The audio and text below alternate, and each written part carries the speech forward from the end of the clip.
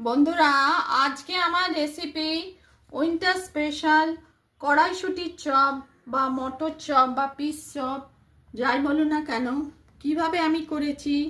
এখন সিজন কড়াইশুঁটি, সেই জন্যে আমি এই রেসিপি প্রেজেন্ট করছি।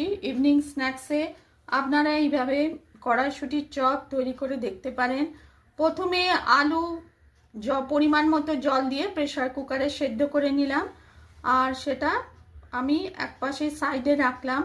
আর কড়াইশুঁটি ভালো করে ধুয়ে আদা, কাঁচা লঙ্কা, একটু ধনেপাতা, একটু নুন দিয়ে আমি মিক্সিতে অল্প জল দিয়ে বেটে নিলাম। তারপর একটা ফ্রাইং প্যানে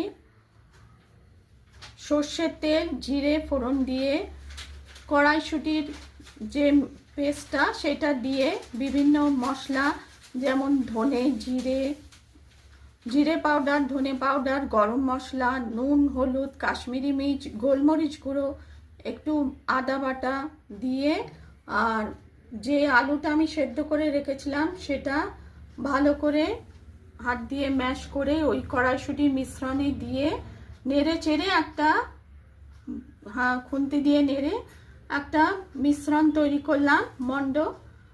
ওই তারপর সেটা ঠান্ডা করে চপের আকারে গড়ে নিলাম।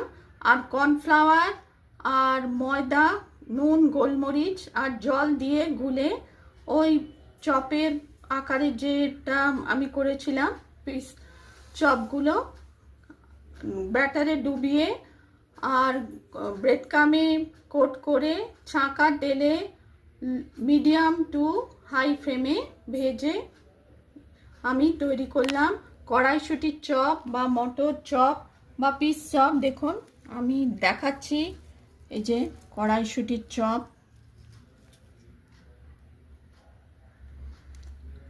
রেসিপি পছন্দ হলে লাইক করবেন, চ্যানেলটিকে সাবস্ক্রাইব করার অনুরোধ রইল। কড়াইশুঁটির চপ টেস্টি ইভিনিং স্ন্যাক্স হিসেবে আপনারা তৈরি করে দেখতে পারেন।